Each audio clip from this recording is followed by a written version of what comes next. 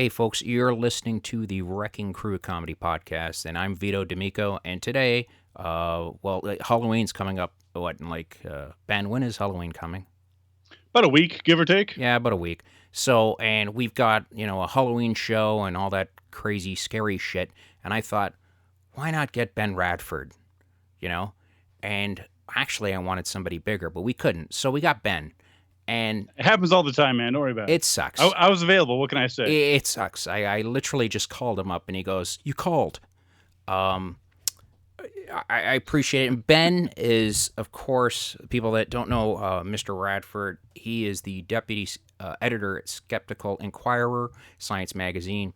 He's a paranormal investigator, but he uses science. He doesn't use what's that called? Bullshit. He literally he uses science the correct way to find if there is a paranormal if there is paranormal activity or if the person's on LSD. Or have you ever done this where you've gone to, like, we all have bad days, but have you ever gone to a house and they say, oh, it's it's the fifth ring of hell, and it's the demons and the devil lives in the basement? Do you ever bring a blood pack, run out of the house screaming, going, okay, you got to get the fuck out of here. You got to get the fuck out of here. I mean, I thought about it. I mean, the thing is that, that some of the people you deal with in these ghost investigations are just, they're just out there. And, I mean, I try to come from a very skeptical and yet respectful point of view. So, I mean, I have a background in psychology, and so I'm well aware of the ways in which people can mislead themselves and get confused and stuff. So I tend to be a little more forgiving. But man, a couple times I just look at it and I'm thinking, really, this is what you think? I'll give you an example. So when I was living in Buffalo about 10 years ago, and don't brag, Buffalo. Here we go. No. I'm just saying where it happened. Okay. This is the context for the story, right? I'm living in Buffalo, which is very near Toronto, Niagara. Beautiful area, by the way. And a guy contacts me, and he says, I have a ghost in my neck. Oh, fuck's sakes. And I said, excuse me? He says, I have a ghost in my neck. And I was like, oh, great. So turns out he's a guy from Buffalo, and he said, well, I saw you on TV doing these investigations. Can I meet with you? I'm like, Jesus, I guess. So he shows up. Oh, that's got to be the worst. Can we meet up? Yeah, sure. Oh God, right. So I was like, well, yeah, I wasn't going to meet him in a dark alley somewhere. I'm like, all right, dude. So tell you what, this is where my office is. If you want to come meet me at my office, Thursday at 2:00 or something, fine. I'll be happy to hear your story. So I honestly didn't think the guy was going to show because, he's telling me about a ghost in his neck. But Right. What the hell do I know? So the guy shows up and knocks on my door. And he was in his, I'm going to say, late 40s. He was a black guy. And he looked like he'd been around the block a bit. I don't know if he had a history of drugs or just sort of, I mean, he was, he was a nice enough guy, but he just, you could just tell that there was something going on with him. So like when you see him, I sit down with him. Sorry, go. No. I'm just so he walks in the office and I'm like, oh, he showed up. Lucky me. So I sit him down and I'm like, so tell me why you think you have a ghost in your neck or something along those lines. And he tells me that I'll spare you the story because it's a 20-minute story. But basically, long story short, he said that he believed there was a ghost in his neck because he'd been watching some of those TV shows, such as Ghost Hunters. Right. In fact, it was Ghost Hunters. And he came to believe, based on the stuff that Jason and Grant and their little boo crew were doing, that there were evil spirits inhabiting the place. In fact, he believed that they'd taken up residence in his neck. Oh yeah. So he comes over and then he wants me to examine it. I'm like, dude, no. Take off your clothes. Exactly. It ain't that kind of party, man. So, so I'm talking to him, and so I mean, I look at it. He did seem to have a bump on his neck. It was like maybe the size of like a marble. Oh God, did you put on the the doctor from Seinfeld when Kramer used to Doctor Nostradamus, whatever the fuck he'd call himself, and just grab a pipe and start smoking it and Just poking at it. He's saying, "You're thinking this is it. I'm a paranormal investigator doctor." right. Look at yeah. Look, Ma. Look where I am now. Look what look what 4 years of college did me. Right. So I'm talking to the. I mean, there was something on his neck. I was pretty sure it was not a ghost. Whatever the hell it was. So I was like, all right. Well, what politely, what do you want me to do about it? I mean, it's like, because I was like, I was trying to, I didn't want to encourage his belief. Yes. But on the other hand, if I had just said, dude, you're crazy, there's no such thing as ghost, or there's no ghost in your neck, then that wouldn't have helped him out because he genuinely believed this. Right. And Right. so I had to walk this fine line between trying to be helpful and also keeping my integrity as a skeptic. So so I basically used as a case study to try and figure out how did this happen. Where's this guy getting it from? Anyway, he said that he was actually asking me to recommend a doctor that would play a certain frequency of music that would drive out the ghost. Oh man. And Yeah. yeah, so and again, he's a really sincere guy. You feel bad for the guy though. Yeah, You know. yeah, absolutely. I talked to him for maybe 45 minutes or an hour or something, and I'm being very. And I said, look, I don't know of any doctors that do that. My advice to you is to go see a counselor. And he started to.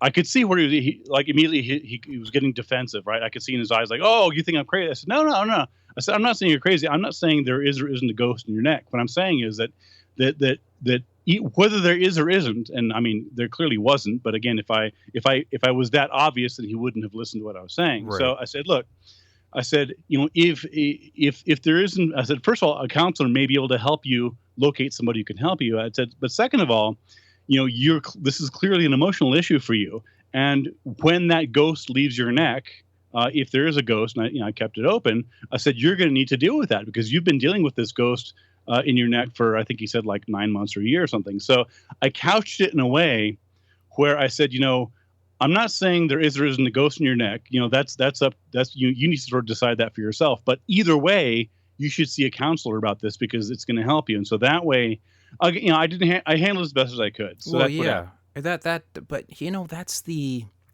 Did he tell you how? Like now I'm intrigued. Before I could give a fuck. Now I'm like, wait, he's got a ghost in his neck. How did he say he got a ghost in his neck? Like he saw the show, and I mean, what's happened to me is I never watched. Like I don't believe in The Exorcist, but right. to this day I don't watch it. I just don't. It just scares the shit out of me. Even though I don't believe in that, for some reason, when I was a kid, I saw it. It scared me. So I cannot watch it because I kept thinking, am I possessed? I mean, they say people get possessed. Can I get possessed? I don't want to get possessed. So I'm thinking maybe this guy, he saw the show. He might have somebody. I mean, it's when you hear stupid stories, if he goes someplace and somebody says, by the way, the house you're in is haunted. Don't you know the couple died there and it was a haunting and now you're living there. And then he gets his growth on his neck. He sees the ghost hunter show and he's thinking, oh no, this ghost is in my neck now. I mean, I could see how, and if you're doing drugs, for sure, that will help you out. Right. Right. You're exactly right. And in fact, I mean, that's more or less what happened from what I could tell. I haven't read my notes. I mean, I took notes and I photographed them and stuff. So I have it somewhere in my files. I haven't looked at it for a long time, but my recollection is that he had contacted, I think he lived with a family member. I've forgotten exactly who, but they both believed in ghosts. And they also both watched the Ghost Hunters TV show, and I think that they thought there was a ghost in the house, and the ghost seemed to go away. And then a week or two later, he came to believe, for reasons that were unclear to me, that the ghost had then taken up residence in his neck. So basically, it's the whole exorcist idea, right? That I Yeah. mean, if a person's possessed by a spirit, the exorcism, it exorcises the ghost. That admit it goes somewhere else. The demonic evil spirit, it doesn't evaporate. Right. It goes into another body. In the Bible, of course, you have Jesus doing this into Yes. sheep, I think it is. So again, it's all part of the same theology and worldview. Yeah, and it was And the old days, right, where people say, "By the way, you're limp. You woke up limp. You must have a ghost or something bad happened. If you had mhm, a child that was stillborn, or they, mhm. they would say something supernatural happened, and they would blame it on a demon, right? Exactly. Or in some cases, depending on where you are, they might blame it on fairies or fairy arrows Yeah. or fairy darts. Well, my I guess, just to wrap up the story. I mean, that was one of several cases in which uh, I really got a disdain, to use one word, for the Ghostbusters, because yes, the guys on TV, because I saw firsthand how their bullshit was harming real people. yeah, This wasn't just a fun TV show. Oh, haha! This is all fiction. There are people, not many. I don't want to overestimate it, but there are people who watch that show hmm, and think that what they're doing is real, and it's real science, and that all the stuff they say really happens. And in some people, they will take that seriously, and they will internalize that, because, like, oh my god, they must be experts. They're on TV. yes, They're being exactly. presented as experts. And I've seen the stuff that these guys put out, and oh well, it's all entertainment, and sort of wink and a nudge, and well, maybe the things are real, maybe things are real, maybe they're not. The fact is that in that case, and at least two others I can think of, real people were harmed Hmm. by their stories, and I had to clean up their mess, and that pisses me off. Well, yeah, a lot of people that don't know Ben from Ben Radford, he also is he writes amazing books. By the way, I forgot to throw that in the beginning. He's just finished an amazing book called Bad Clowns, and it's won several awards. He's also written, God, Track and Trupacabra. What's the other ones? There's Lake Lake Monster Monsters. Yeah, Mysteries, that's a great one. Media Um, Myth Makers. yes. I've written or co-written 10 books, and I've contributed or edited about 20. So that's why people go to Ben, is because you go to, and again, if you do have a problem, if you're, if you've got a fucking back problem, you go to a back specialist. You don't go to a shoemaker, Exactly. unless he's, a back specialist. But that's why people go to Ben, and that's why if you're listening, you're going, well, why would they go to Ben Radford? Why wouldn't they go to a witch? And it's like, well, no, Ben kind of been studying this for a very, very long time, and I agree with you, because doing the show with you today, I always that's why I did my show. I did the silly show. So, and Oh yeah, my yeah. whole show is just making fun of these, just making fun of the whole, all of a sudden you got a flashlight in the basement and you're a professional ghost hunter. Exactly. I talk to Oreo cookies. I could talk to the dead. The Mhm. one that bothered me was I saw a woman, and there was a guy saying, you could talk to the dead through EVP.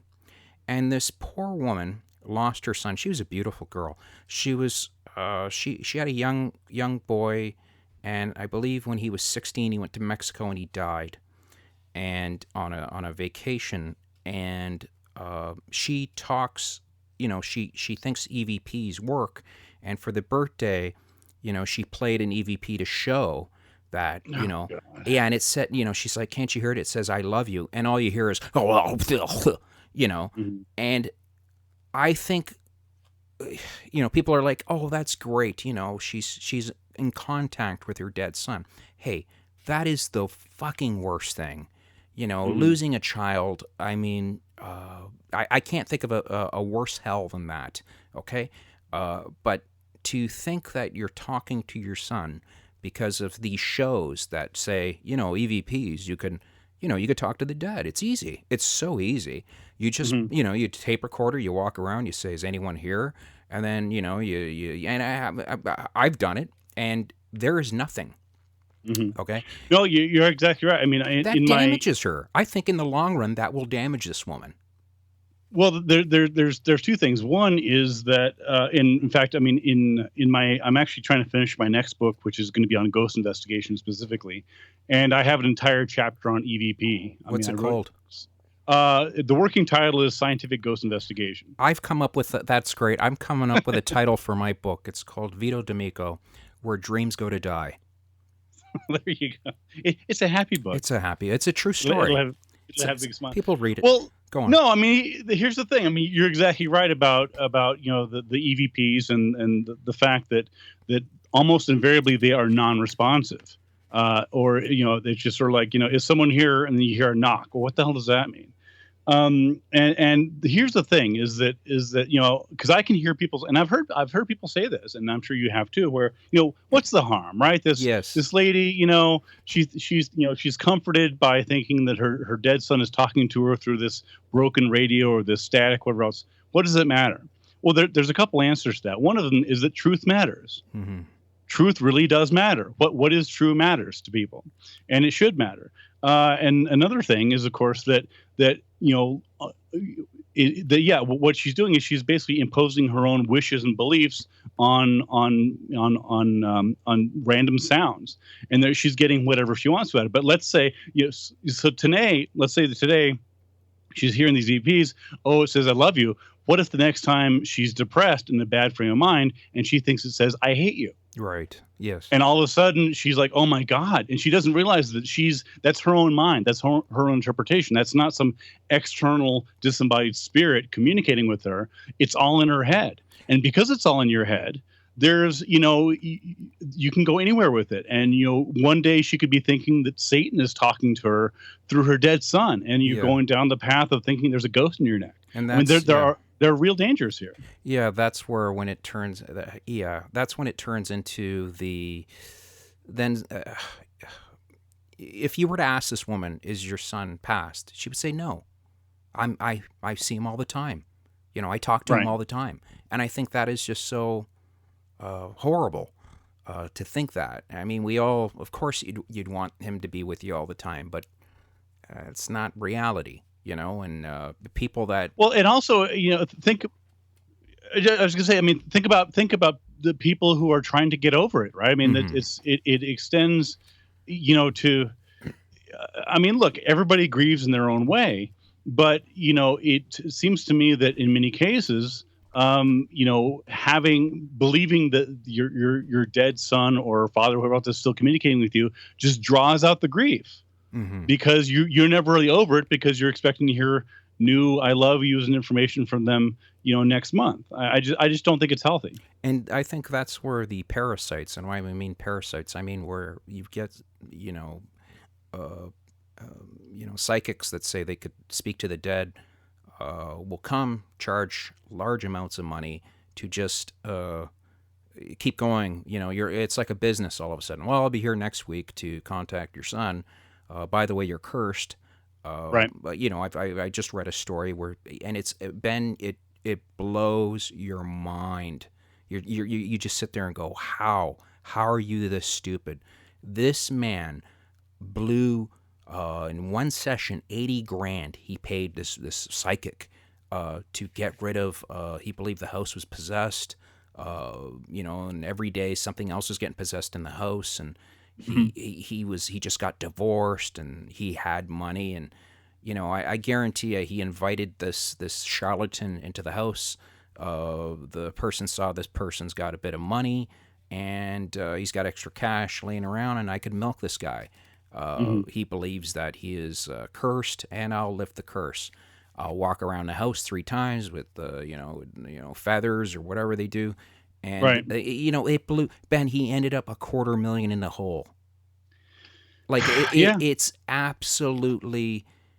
You just sit there, and he looked like a normal guy. Like he just looked Hmm. like a the average guy.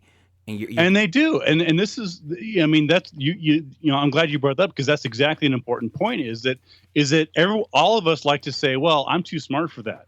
Like, oh no, that's, oh yeah, maybe the, the idiots downtown, or who would fall for that, right? yeah, But the fact is that people that you and I know would fall for that.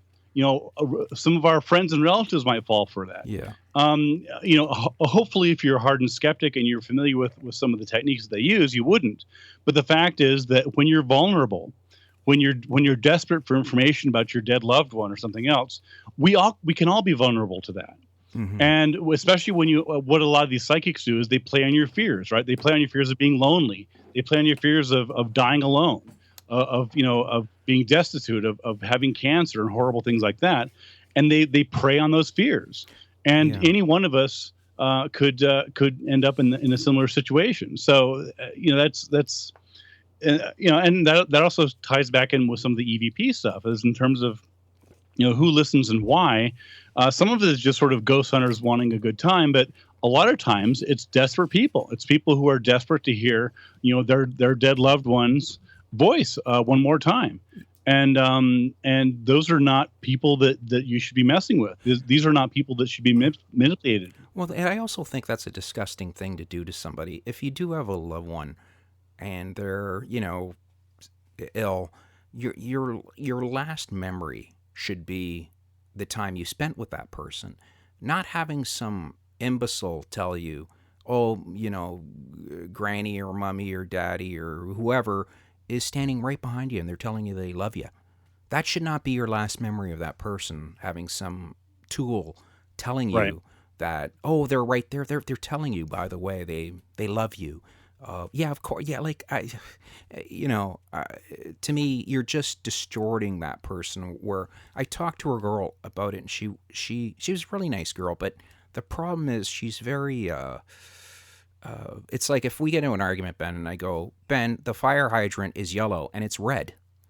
It gets to the point where you're like, you know what, it's yellow.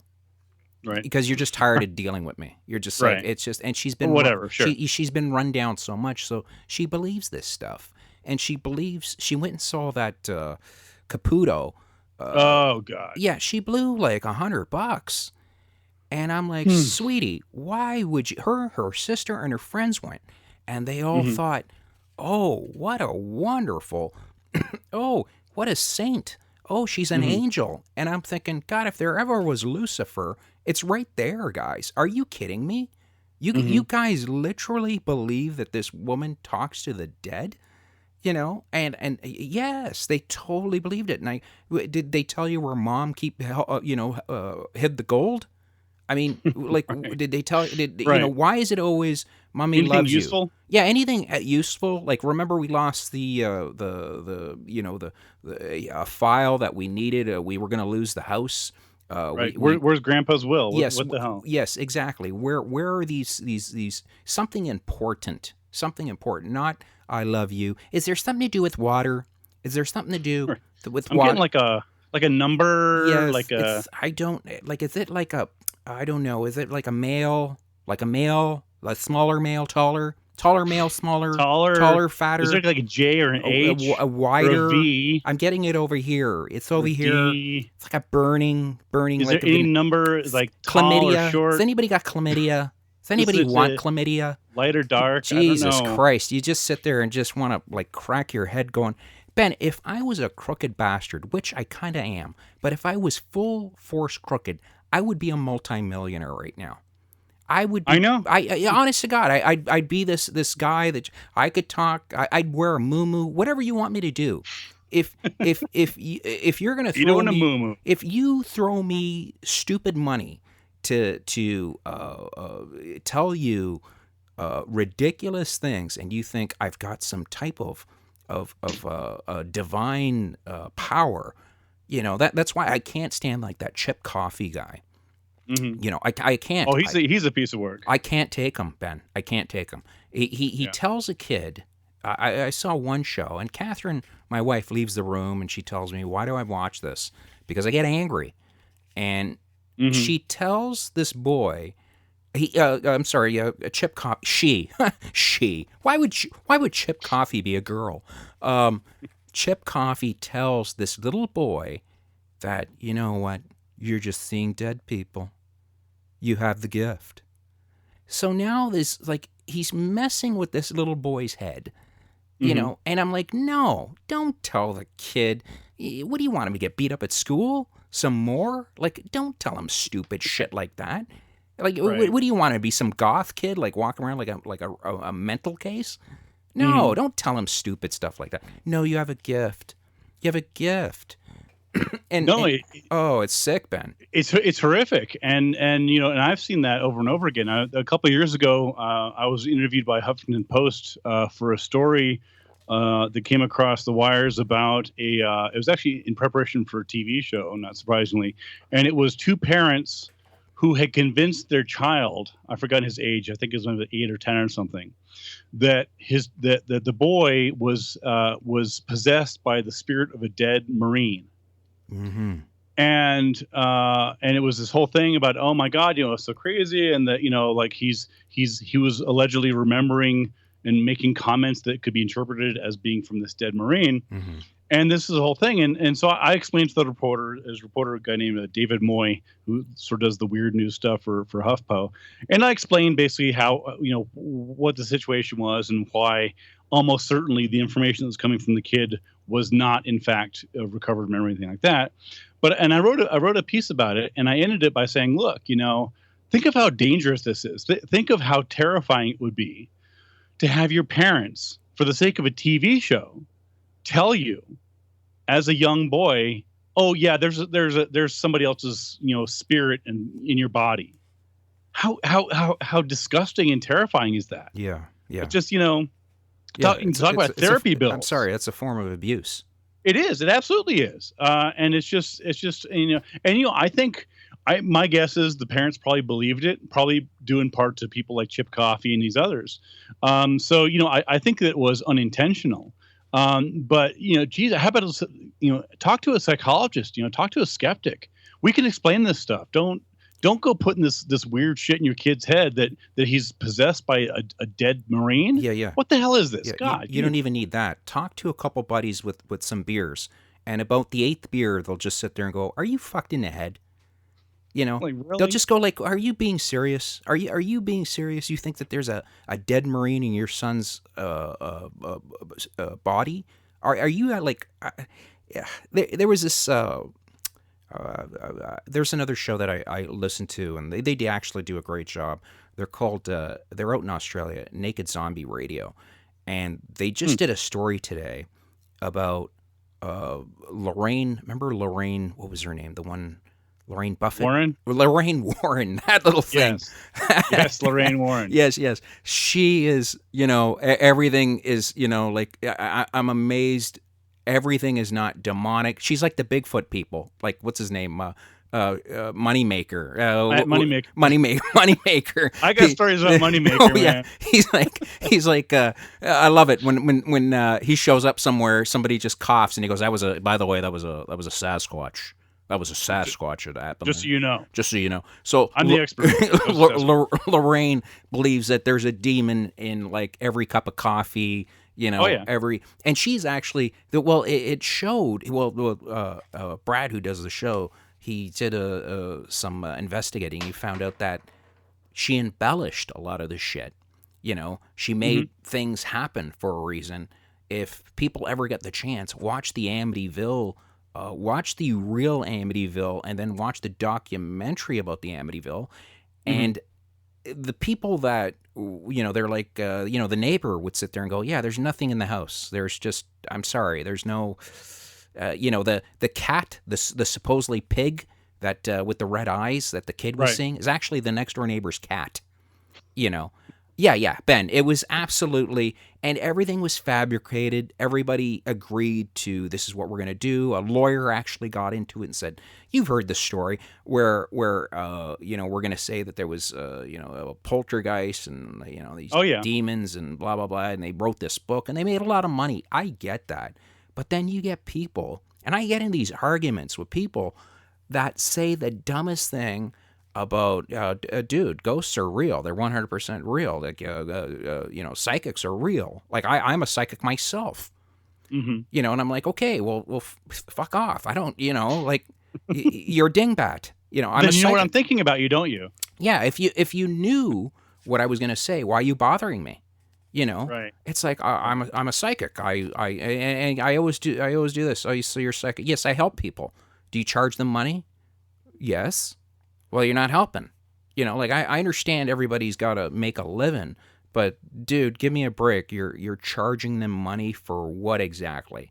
Like, Well, well, for services they can't prove that they can provide. And yeah, I mean, for those if you're interested in another point of view in terms of dealing with the Ed and Lorraine Warren. Ed is now dead. Lorraine yeah, is still around, of course. She for those who don't know, she was the character that Vera Farmiga plays in the two Conjuring films. yes, And it's interesting. I've talked to there's a horror novelist named Ray Garton, and Ray Garton. I did an interview with him on Monster Talk, if I'm not mistaken, years ago.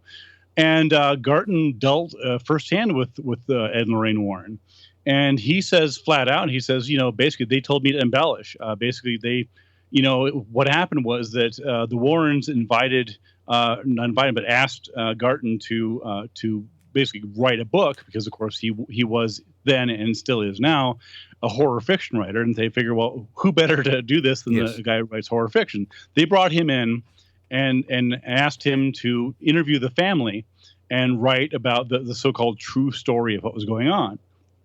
And Garton did some interviews and pretty soon after realized that this story was full of shit. There was no yeah, there were so many holes in this, and Garton went back to the Warrens and said, I don't know what you want me to do. The story's not holding together. There's contradictions, this and that, and you can hear or read Garton's response in himself. But he basically says, they said, you know what, just make it up, mm-hmm. just make it up, just tell a good story, and that's all they wanted. And I talked to Garton earlier this year when the Conjuring 2 came out, and he said, you know what, if Lorraine Warren told me the sun would rise tomorrow, I get a second opinion. Yeah, that's brutal. That is brutal. Well, she is. She's what's his name? You heard about what's his name? I'm a great host, and I can't remember people's The names. one guy, I'm the worst. You know the guy. He's a fucking the idiot. dude, the guy that said the guy. thing. He's just this fucking guy. Well, okay, Yeah, know. yeah, the guy. That said I'm the awesome thing, at right? this. He's the Paranormal State guy who's been. Oh, Ryan Buell. Ryan Buell. Didn't he recently get arrested for a felony something? Yeah, he's Pretty sure he did. Yeah, he's been ripping off. You know how much he was charging for a mug, Ben? A mug. I swear to God, like a mug. I go to Comic-Con all the time. I think the most I ever paid for a mug was like $25. My Doctor Who mug or anything. Uh-huh. He charges $50 a mug. I swear, I'm in the wrong business. I'm in the wrong fucking business. I get $50 for a mug.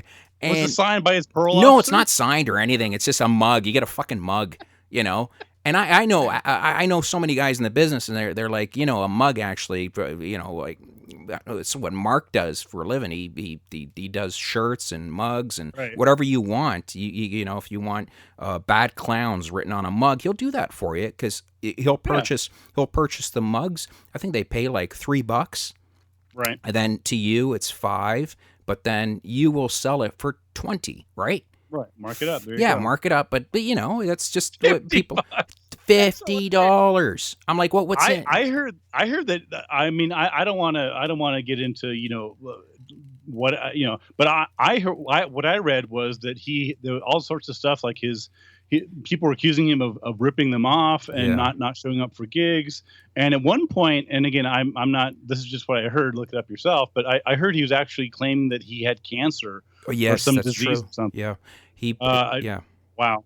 yeah, and it was really really bad because the type of cancer that he had, people just don't come back from that. So it was like, and then he was telling everybody he was possessed, the demon, possessed, and again, the thing that bugs me, and you got to give him credit though. paranormal people in the paranormal, the clubs, and they're very loyal. So Hmm. they go nuts if you kind of make fun of their guy or whatever. It was like rock bands of the 70s and 80s. If I was wearing my Black Sabbath shirt and you said Black Sabbath sucked as we walked by, get into a fist fight. You know, it was just the way that's how the paranormal people are of today. They're It can be very very culty. yeah, they're very culty, and they're very so. And they will, if you look at the websites of just we're with you, Ryan, even though you ripped me off $500, we're still with you, pal. You know, I mean, Right. they have sent a fortune to this guy who's just I believe he's snorted up his nose.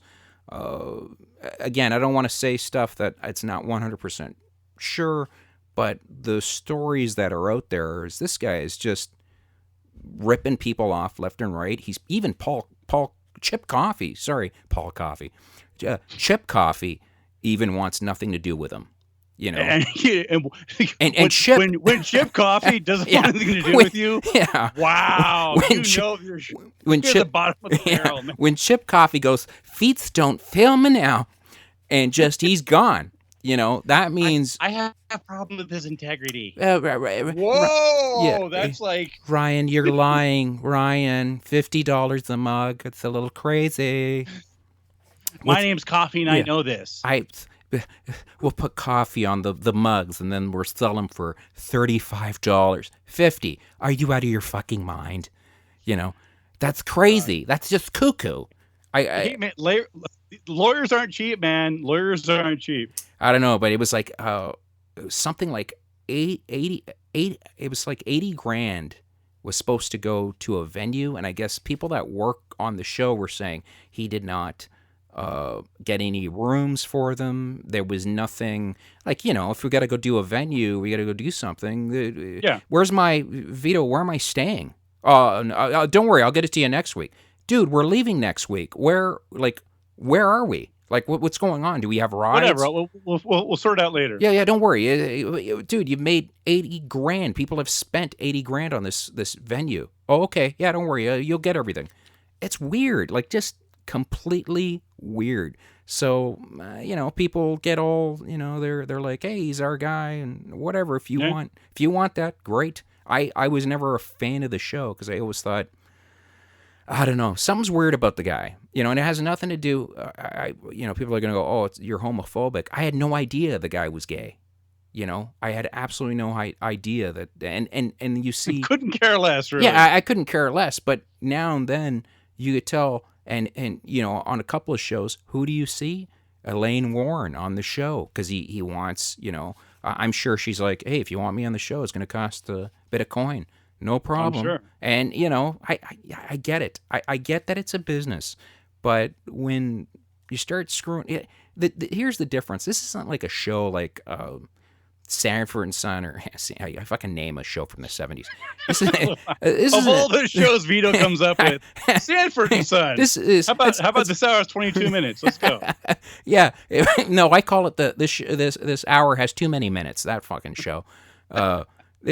Any show that's out there, I get it. Like people are very, you kind of you like the show or whatever.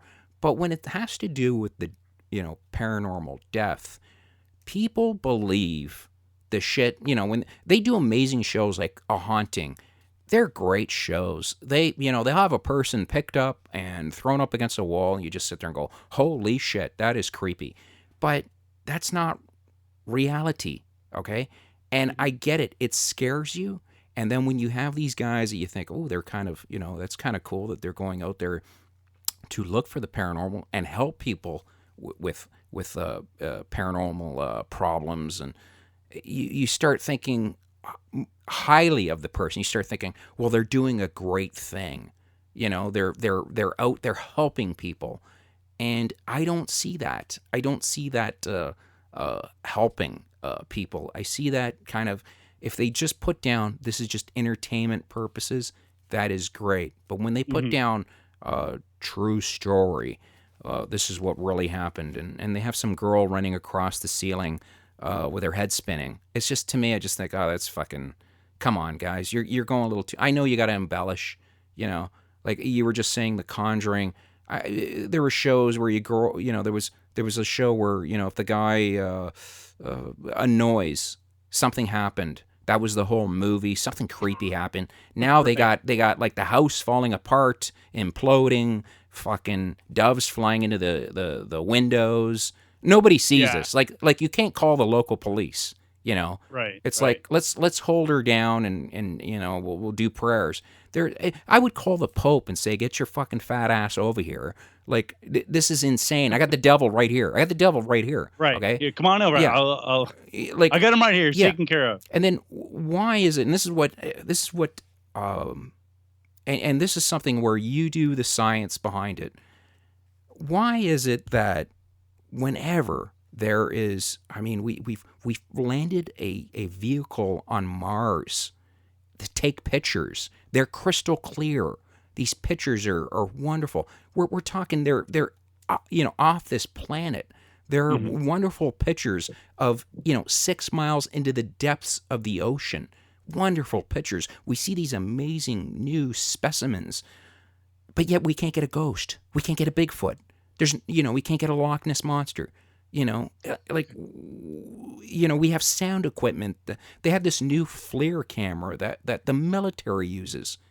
They found Osama bin Laden, but we cannot find, dead Bernie. We can't find these ghosts. There's no show that sits there and goes, we got 100% proof that there's a ghost. Check this out. And you're watching it. No, I mean you raise a great question. I mean I've talked about that before. I mean the fact is that the evidence for ghosts is flatlined. There's no better evidence today than there was 5 years ago, 10 years ago, 20 years ago for ghosts. Yeah. There just isn't, and you have to ask yourself, why is that? Why is it that the same sorts of evidence for ghosts that we saw pre-ghost hunters, say 20, 30 years ago, was, somebody takes a shitty photo and there's a blob in it that is, an orb or something, right? Or there's, a video and there's something, in the background, some sort of faint blur or something, or there's a weird light, so all we're getting is the exact same phenomenon. And you have to figure out, you have to understand, ask, why is that? Why is it that cameras are cheaper, better, lighter, higher resolution than ever before? Like at no point in human history has really high quality, high definition cameras and video photographs been available to the average person. I mean, the stuff that you and I have, on our pockets and our cell phones, Hollywood would have killed for 20 years ago. Yes, that is true. They couldn't even have done that, yeah. Right? And yet the evidence for all these things is no better than it was. You would think that if ghosts are real, and with the sheer number of these ghost hunters, these so-called expert ghost hunters on TV, the amateur ghost hunter groups. I mean, you and I, we've seen these people. We've talked to them. I mean, there's thousands of them across the country and around the world, and they're all going to these different places. Myrtle's Plantation and the Whaley House, and take your pick. I mean, the haunted Fort George. I mean, just there's sort of a top 20 or 50 allegedly haunted sites that all these ghost hunting groups sort of cycle through. And you would think that it'd be like, wow, this group went and they found this amazing thing. But it's like, no, it's like it's all the same crappy evidence, and it just doesn't make sense. There's nothing that has been photographed that can be photographed at all. That hasn't improved in photographic quality over the past 20 years. So photos of trees, photos of birds, photos of comets, photos of scenery. There's literally nothing in the world that exists, that we know exists, that the photographs of them have not improved exponentially over the decades, except for Bigfoot, except for ghosts, except for these things that we have that we don't know exist. And so this is certainly one of the big issues with Bigfoot, right? Is that to this day here in 2016, almost 2017, the gold standard for Bigfoot evidence is a film shot in 1967. Yeah. That was during the Johnson administration. That was Yeah. that was like What was it? Steven Spielberg said that he doesn't believe in UFOs anymore because, but this is what I've heard, that, and I agree. If he did say this, I totally agree. Everybody's got a cell phone. Uh, we should be you should be seeing UFOs. Should take better pictures of UFOs, but they're all shit. They're mhm. garbage. Yeah, yeah. There should be more of this. I mean, for Bigfoot, I watched these. What's his name? He looks like a Bigfoot himself. He's like a not the show the Bigfoot guys. There's a guy who's a doctor or a scientist, and he looks at the feet of Bigfoot. Meldrum? Yes, him. He's Yeah, got Jeff weird ears, and I hadn't noticed his look ears. at his ears. They're weird, Ben. They really are Okay. weird.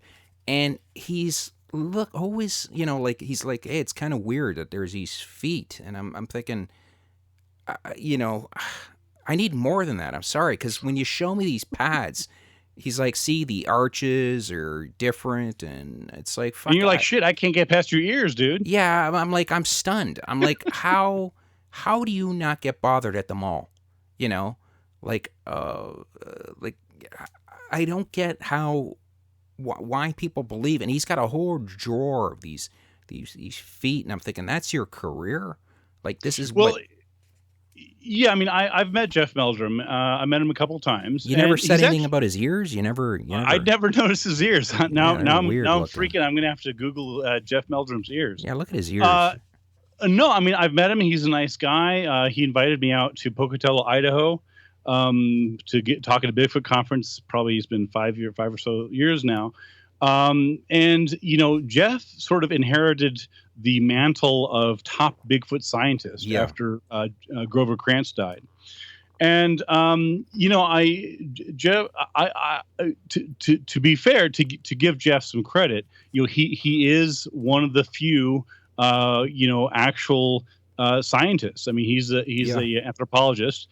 He's not a Bigfoot expert, but he certainly is an anthropologist, and he does know something about anthropology and this. The problem, of course, is that and primate anatomy. The problem is that, of course, we don't have a Bigfoot body for him to be an expert on.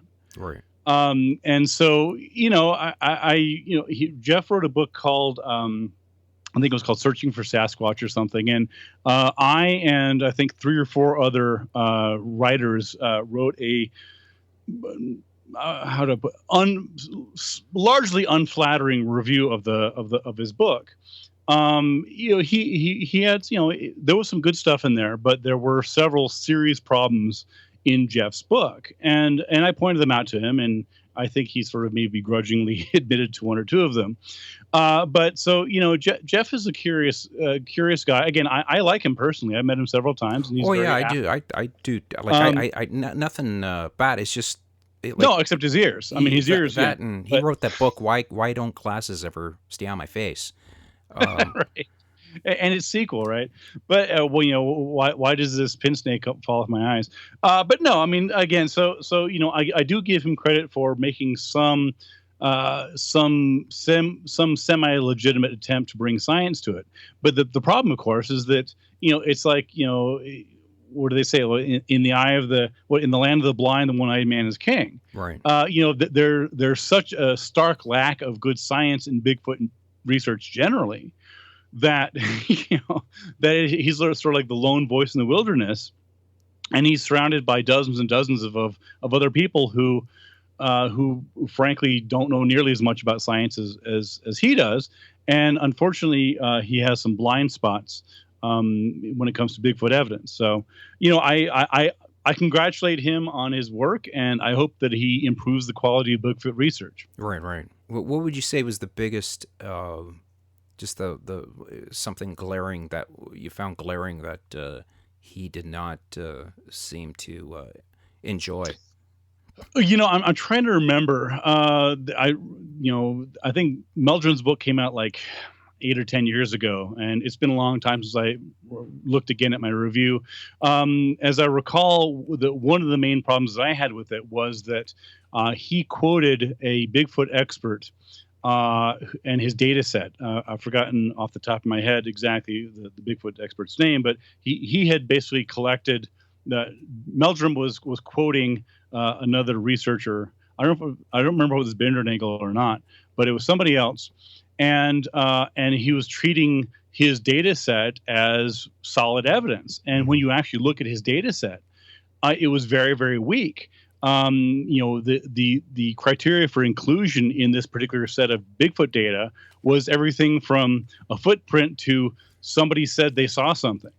Mm-hmm. And I'm like, Jeff, with all due respect, a third-hand eyewitness account of someone who saw something is not the same category of evidence as, a Bigfoot hair. And yet the guy that Meldrum was quoting sort of threw it all together. And Jeff was like, well, see, look at this Bigfoot study. I'm like, come on, man, that you know better than that. Right. Well, if you ever see him, I think that I saw him at a convention, and he was treated like a rock star. Mm-hmm. Like, I wasn't at the convention. I'm sorry. I saw it online where he was at a convention giving a speech of Bigfoot, and they went ape shit. No, they went absolutely crazy about him. Oh, and it's out of the park. They really went nuts for him, and I think he doesn't want to let them down. Mm-hmm. It's kind of like, well, they're kind of my people now, so they'll keep buying my books and whatever. I think I could see why, because Bigfoot people are fucking batshit crazy about Bigfoot. Uh-huh. Well, one of the things that you find, and of course you've seen this as well, is that the paranormal community certainly does have their token rock stars in each of the different categories, right? So if it's cryptozoology, the rock stars might be, for example, Jeff Meldrum, Sandra Mancy, who of course took the 1977 photograph of Champ in Lake Champlain. Oh, yeah. There's a Madeline Tolentino, the first woman to have cited the chupacabra that I, of course, wrote about. I mean, there's a handful. If you're talking about, say, UFOs, then you might look to, for example, Travis Walton, who told his story, the fire in the sky story. Yes. Or Roger Lear. He's now dead, but he was a podiatrist who said that he was doing research into alien implants, whatever. So, or in ghost hunting, you have Ed and Lorraine Warren. You have certain, Joshua Warren and these other rock stars. But one thing you find is that the common thread through all of them is often that their self-identity is so wrapped up in their identity in the paranormal community, right? Because, outside of that community, they're nobodies. They're just like some guy who saw something weird. But within that community, they're signing autographs. They're selling their DVDs. They got their books. Yeah. And that's a hard thing to give up. And I would be surprised if there weren't, at least some of these people who are famous for their Bigfoot sighting, or famous for UFO sighting, or famous for the ghost, whatever, that sort of deep down know that, I think that maybe that was something else, or maybe it's maybe I misunderstood. And, that's got to be a tough hill to climb to actually come out and publicly say, you know what, I take it back. I don't think I'm right, because their self-identity is so wrapped up in that. And of course, why would you give that up? Yeah, there was what was the show, the guy that Monster Quest, or there was a guy who said he got a famous, he did this really cool thing with a UFO. He said it landed, his dog threw up, he woke up 6 hours later, and then the guy, Whitley Strieber. Yeah. And Whitley Strieber. Okay. Yeah, it was like a black UFO in the woods, and they actually assembled the thing to show how he could have done it, and then they gave him a lie detector test. Billy Meyer, maybe? There's a handful of people it could be. I don't know. Anyway, go ahead. But the guy used to work for the FBI and gave him this test, and he said flat out that you're lying, because when and it was cool to watch, because the guy kept saying, this is my truth. This is my truth. This is what I believe. And it's like, Right. once you say that, like, the FBI and, people that have studied human behavior realize that you're just lying. You're not telling the truth. This is my truth. Yeah, Do not question it's like my truth. yeah, it's my truth, and that was a big red flag to them. And Mhm. no, it's a cool show. What was I going to tell you? There was a. Where do you think? Like, it's been 12 years and they still haven't caught a fucking ghost. Where do you think the ghost shows are going to? Like, do you see them like flourishing, or like what do you see? What's the course to these shows? Because at one time, and how big, they were like every other week there was a new ghost show. Right. Yeah, it's an interesting question, and I think that, as you said, I mean, they've been. I think Ghost Hunters is now in their like 11th season of not finding ghosts or something, right? Mm-hmm. But there's new ones coming out. There's a show called Kindred Spirits. The latest twist that I saw was including diversity, right? Got to have diversity. So there's now ghost shows featuring a gay cast. There's now Wait, a gay cast? A gay cast. There's one featuring African Americans. I think it's the something brothers, the Ghost Brothers or something. So so you're next... not going ghost hunting looking like that, sweetie. Oh my God! Right, queer eye for the straight guy. Right, remember that? But no, that's the latest twist. Is hey, Ghost Hunters has been dominated by straight white males. Underpaid.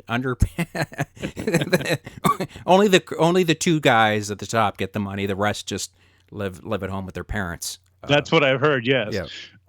But yeah, I mean, what's happening is, of course, the networks realize that at some point people are going to say, come on, man. I mean, this has been 10, 12 years now. Why do you still come up with the same old crap?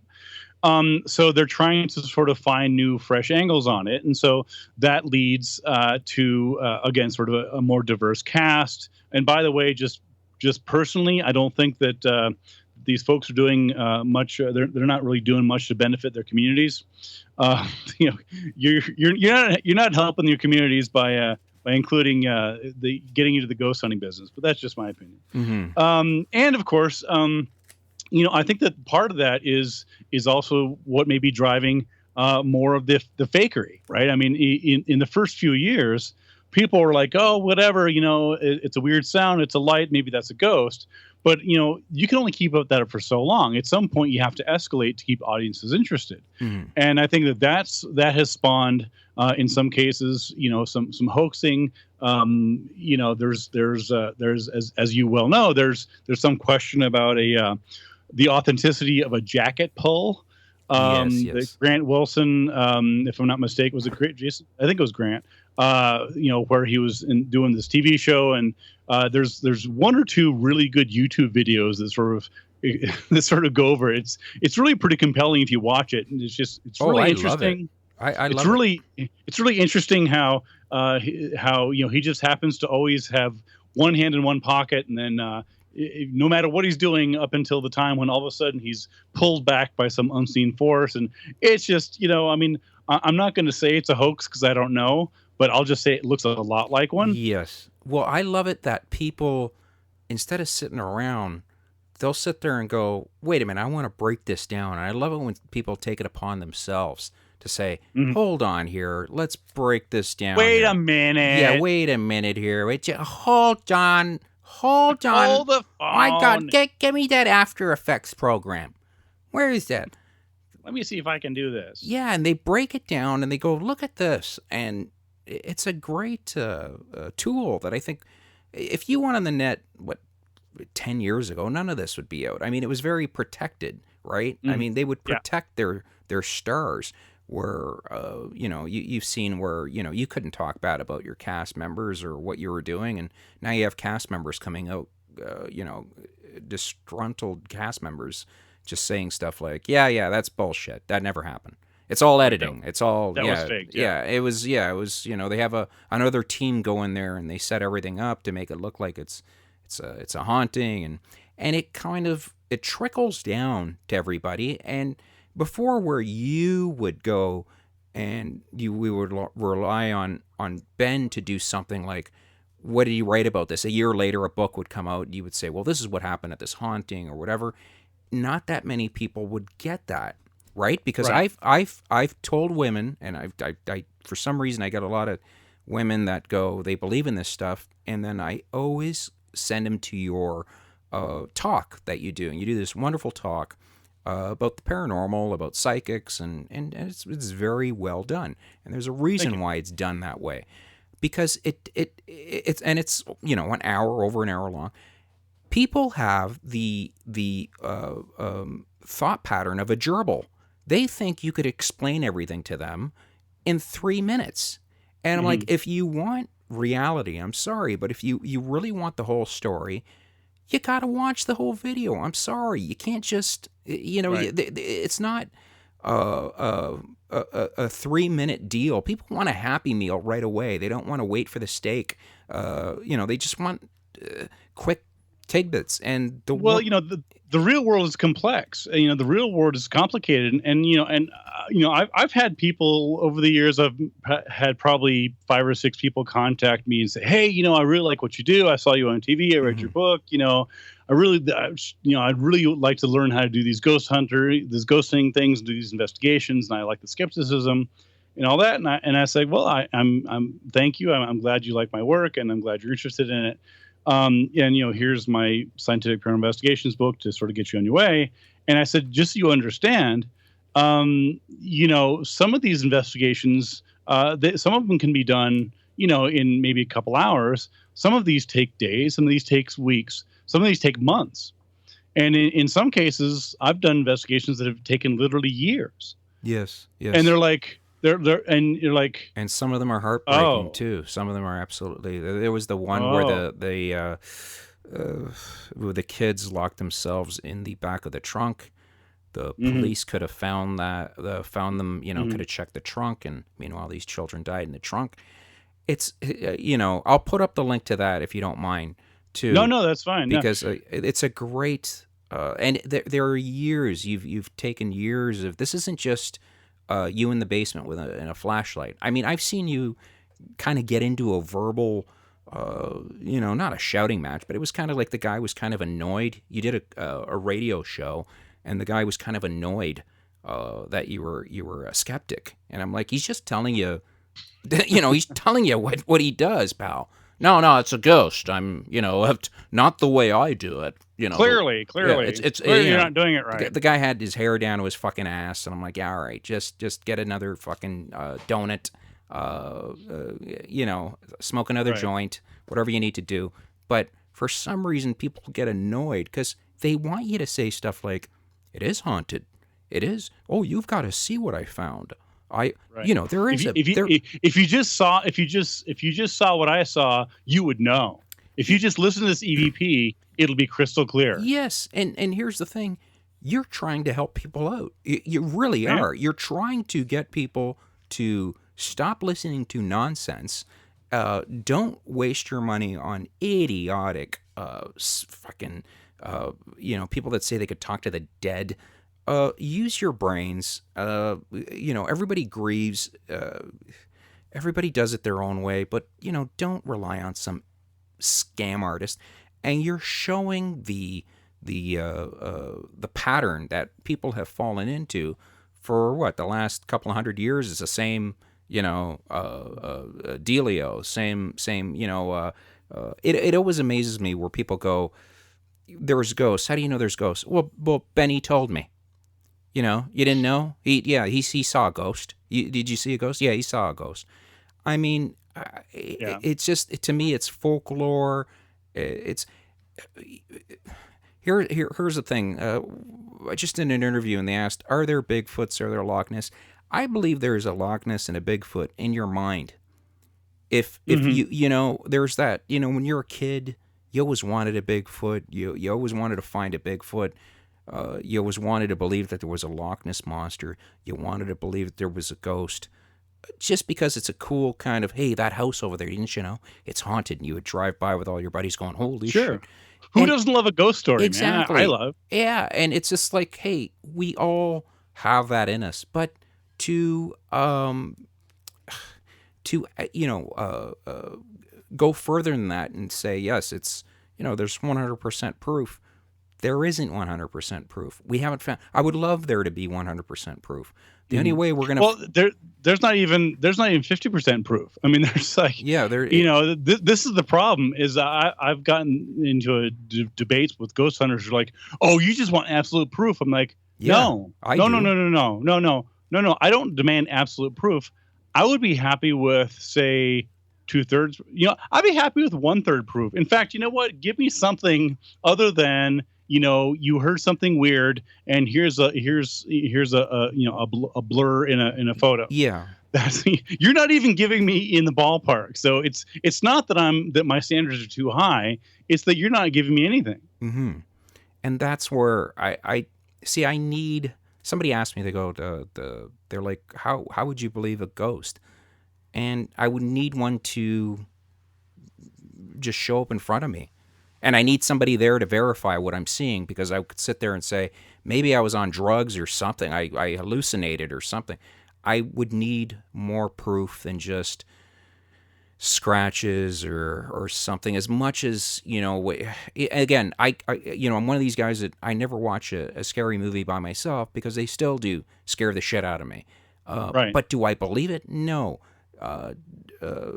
Is that weird? Yeah, I guess. But it just, fuck. Well, part of it is that you, like many skeptics, you recognize that you're fallible. You recognize that you can't always trust what you see, and that your mind can play tricks on you. And that's one of the main things that I found that distinguishes skeptics from believers, is that they don't think they're fallible. Mm-hmm. They don't think they can be wrong. They think, hey, I saw a ghost. That must be what it is. I saw something weird. It must be a ghost. And as a skeptic and as a person who has the background in psychology, I'm like, no, I mean, I'm not saying you didn't see a ghost. I'm just saying that's not the only explanation that's out there. And if I saw something that might be a ghost, I'm not going to say, well, that can't be it. I would just say, well, I know that there's ways that our mind plays tricks on us. We're tired. There's fatigue. There's hallucinations. There's minor things like that, perceptual illusions.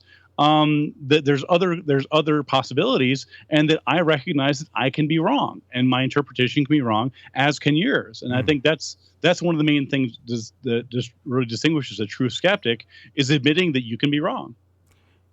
Yeah, that's true. Yes. And I think that is an important thing. I see that's where they won't, though, Ben. That's what I notice. They will never say, no, I could be wrong. That's like 100% proof. It's like that moneymaker guy. Nope, I'm 100% in those bushes over there, it was a baby Bigfoot taking a shit. I'm telling you right now.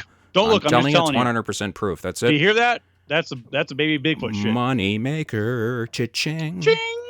Has anything, last question, anything ever scared you?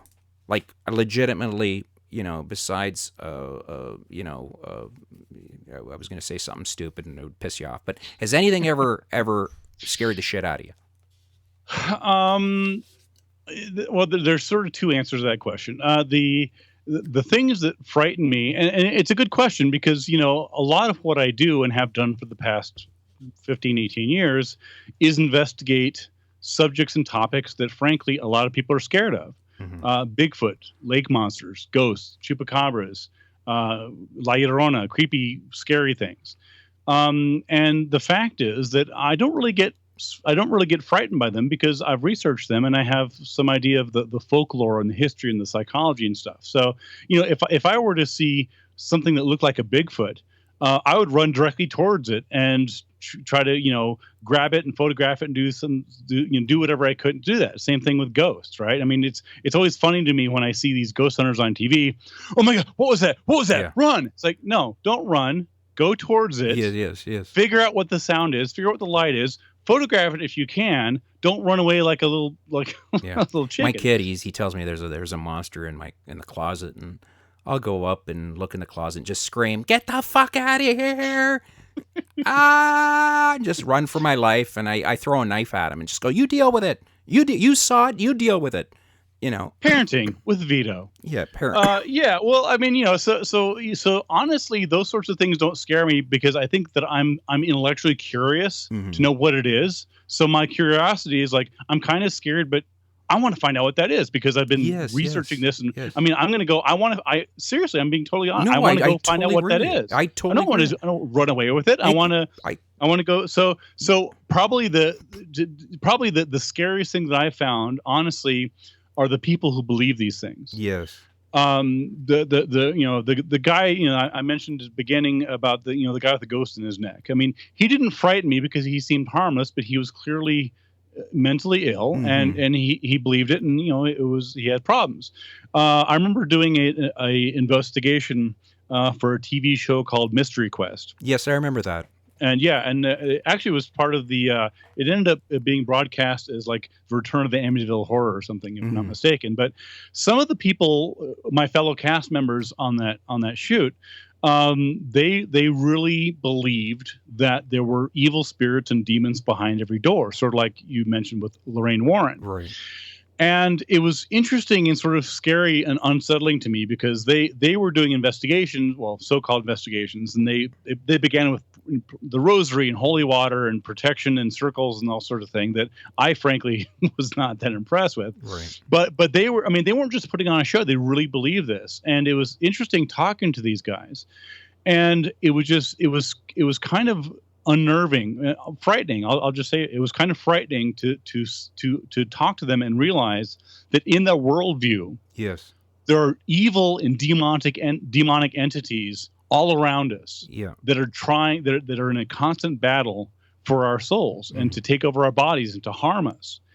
And I don't believe that. That's not part of my worldview. But it was frightening to realize there are people walking around who we talk to and deal with that truly, genuinely believe that evil is lurking behind every door, and I find that frightening. Yes, and you know where I used to be one of those people, and you know how you end up like that?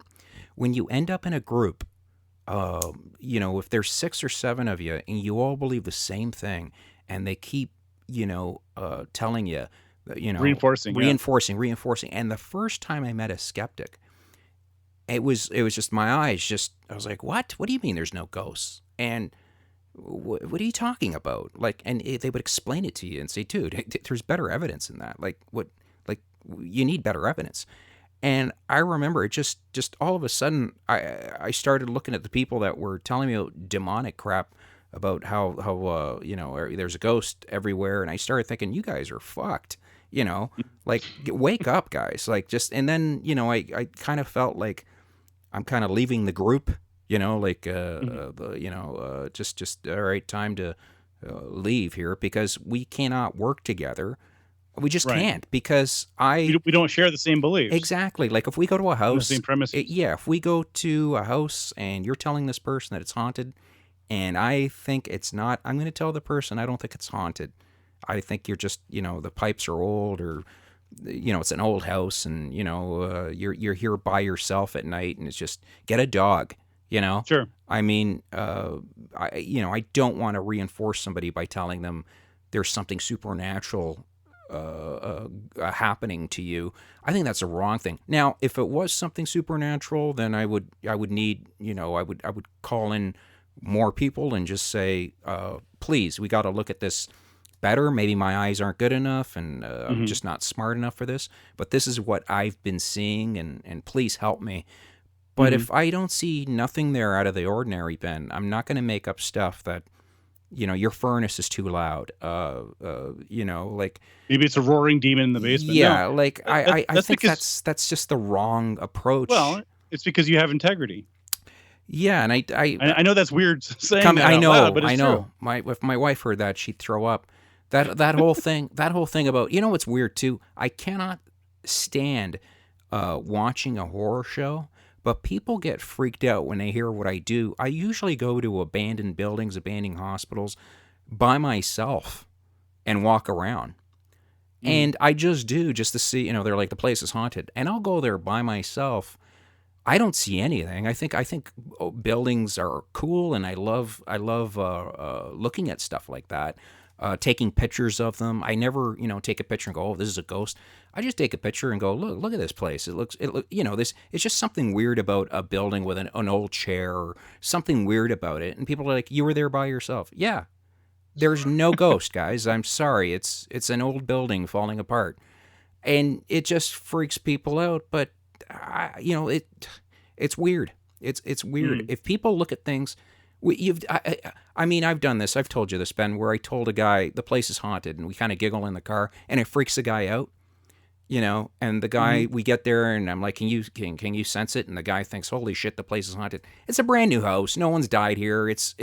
But if you put in somebody's head that the place is something is wrong with the place, it really freaks the person out that thinks the place is haunted, when in Absolutely. fact there's nothing there. You've pretty much like Pavlov's dog put in this information that screws up the person's head. Yeah, it's psychological priming, and I see this over and over again. I mean, it just and part of it is when you think about the idea of a ghost, the question is one question I always ask in my investigations is, why do you think this is a ghost? And it's not that I'm saying it's not a ghost. I just want to understand the psychology of why you specifically, out of all the things it could be, why are you interpreting this sound or Mm-hmm. light or missing keys as a ghost? I'm genuinely curious, and that's always a really interesting answer. You start to trace their beliefs and the history of the worldview and why it is that otherwise ambiguous phenomena is being interpreted as a ghost. And and in many cases, as I mentioned, it goes back to they're watching these so-called reality TV shows, and they're Mm-hmm. like, well, that they just said this, that this, that demonic entities can inhabit dolls and chairs. Maybe they can inhabit necks too. So it Yeah. all makes sense. Yeah. And if you got a growth going there, I feel bad for the guy. Now I'm going to think about that all night. I had a lump on my testicle, just a small one, and I went to the doctor, and he said, "No, it's just your penis." So but you get Canadian worried. healthcare You, system, you, guys. you get worried if you believe that stuff. That's why I don't watch The Exorcist or anything like that. It's not that I believe, it's just the gore. I don't like seeing somebody chopped in half. Not my Hmm. thing.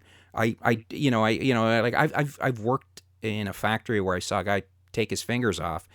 Not enjoyable, Yes. and it's something that if I see that it just reminds me of that, and I just think I really don't want to be reminded of that. But I do love a Hitchcock kind of scary, but Hmm. I'm not into the gore. I'm not into that shit. Like Did you ever see did you ever see the movie Bug? yes, I have. Bug. Yeah, Excellent film. It's yeah. William Friedkin. It's actually ironic because, of course, with Friedkin, everybody goes back immediately to The Exorcist, but he's actually done some really good other stuff, Hmm. including Sorcerer and Bug. If people haven't seen it, it's an under the radar sort of psychological horror film with Ashley Judd that's well worth watching. Yeah, I love stuff like that.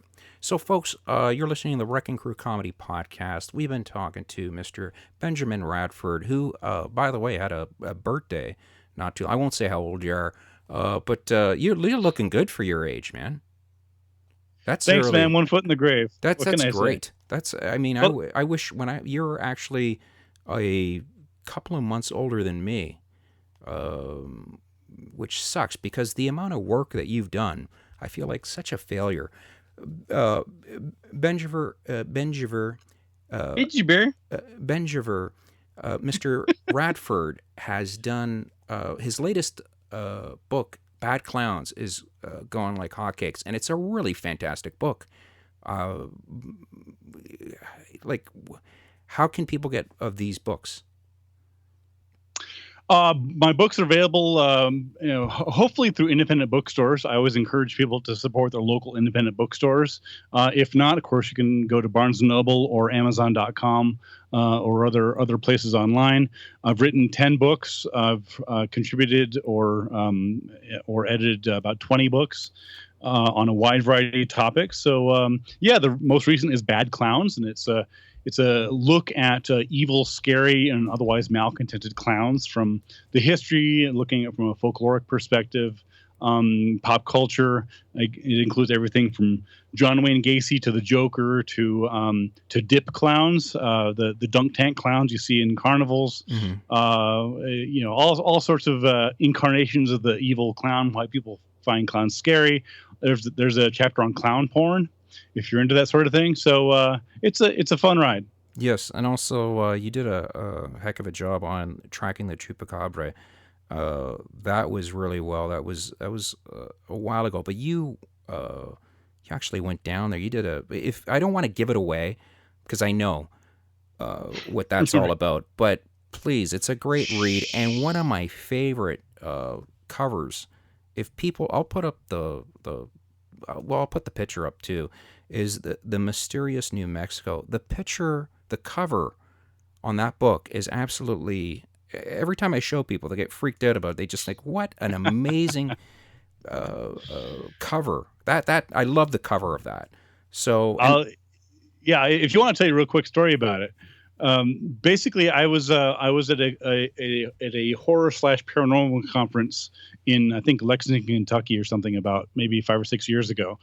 And actually, this is shortly after my board game Playing Gods came out, and so I was giving a talk there about ghosts, and I was also shilling my board game. fuck, he even has a board game, folks. A I board even game. have a board game. And among the other people, on their booths there was a guy named Joshua Hoffine.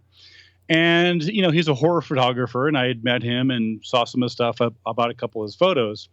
And then later on, when I was writing my book for Mysterious New Mexico, which won a book award, by the way, I was looking for an illustration to show for chapter, I think it's 8 or something, on La Llorona, the killer ghost, the wailing woman of Hispanic lore. Yeah. And I remembered that Hoffine had this one photo. I'm like, hey, this would be perfect. So we ended up getting it for the illustration for the inside, and then they said, hey, we need it for the cover. I'm like, all right, go for it. So we ended up putting it on the cover.